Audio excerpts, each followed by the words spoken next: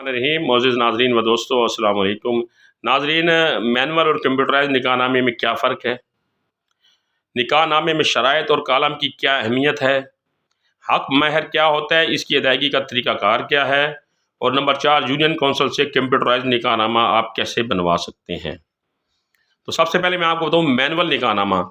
निकाह एक समाजी मुआहदा है जो दो फ़रीक़ैन के दरमियान इजाब व कबूल के अमल से मुकम्मल होता है, जिसमें कानूनी और शरई हकूक़ व फ़राइज़ का तयन होता है। हमारे यहाँ निकाह आम तौर पर इलाके का इमाम मस्जिद या मौलवी पढ़ाता है। निकाह कोई भी पढ़ा सकता है, लेकिन निकाह नामे के ऊपर जो है वो निकाह खां जो कि गवर्नमेंट के पास रजिस्टर्ड शुदा हो और उसको बाकायदा गवर्नमेंट की तरफ से लाइसेंस दिया गया हो निकाह पढ़ाने का, उसके साइन और स्टैंप होना ज़रूरी है। अब निकाह नामे के ऊपर जो कालम है उसमें इसमें जो है 1 तक 12 कालम जो है उसमें वो दूल्हे के कवायफ और दुल्हन के कवायफ का पूछा जाता है कि दुल्हन दूल्हे का नाम, बीमा, वल्दियत, उम्र, ज़िला, यूनियन कौंसल, फ़रीक़ैन की तरफ से गवाह, शादी की डेट, दुल्हन कंवारी है, बेवा है, मुतल्लका है, मुख्तलिफ़ किस्म की मालूमात जो है वो कालम ए से 12 तक दर्ज की जाती हैं। दुल्हन और दूल्हे के ID कार्ड के नंबर जो है वो दर्ज की जाते हैं। बीमा, वल्दियत और ID कार्ड ना होने की सूरत में, दोनों में अगर किसी का भी ID कार्ड नहीं है तो फिर बे फार्म या मैट्रिक की सनद की बुनियाद के ऊपर इंदराज किया जाता है निकाह नामे में, एक कालम 1 से 12 तक। अब दूसरा पोर्शन आ जाता है 13 से 16 तक। ये बड़ा अहम पोर्शन है, ये हक़ महर का पोर्शन है।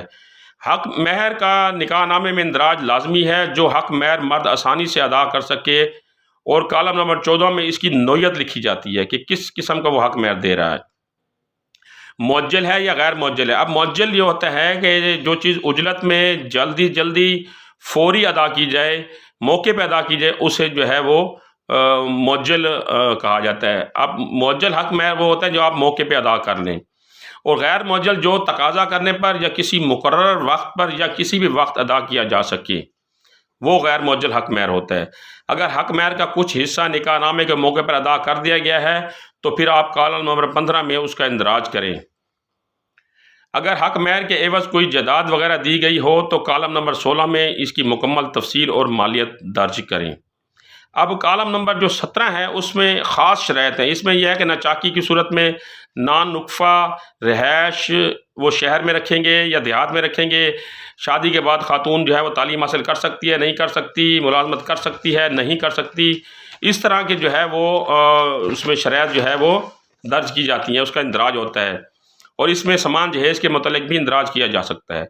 अब कालम जो 18 है इसमें औरत मर्द से तलाक़ का हक़ मांगती है, और कोई शराइत मुकर्रर की जा सकती हैं कि औरत इस शराइत को इस्तेमाल करके अपने आप को ज़ौजियत से आज़ाद करवा सकती है।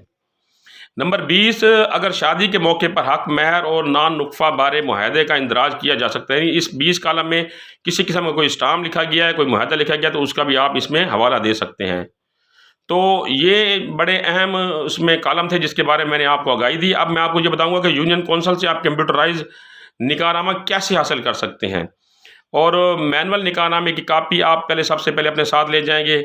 मियाँ बीवी के ID कार्ड की जो है वो कापियाँ होंगी, और तीसरे नंबर मियाँ बीवी के वालिदैन के ID कार्ड की कापियाँ व वक्त ज़रूरत अगर ज़रूरत होगी तो वो भी आप उनको मुहैया करेंगे। और फ़ीस जो आम तौर पर 300 रुपया होती है, लेकिन इसमें कमी बेशी होती रहती है।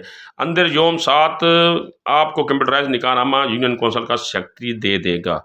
यानी मैंने आज आपको ये बताया कि कंप्यूटराइज निकाहनामे और मैनुअल निकाहनामे में फ़र्क, और मैनुअल निकाहनामे में जो चीज़ें इंदराज की जाती हैं उसकी क्या अहमियत है, हक़ महर की क्या अहमियत है, इस बारे में मैंने आपको आगाही दी।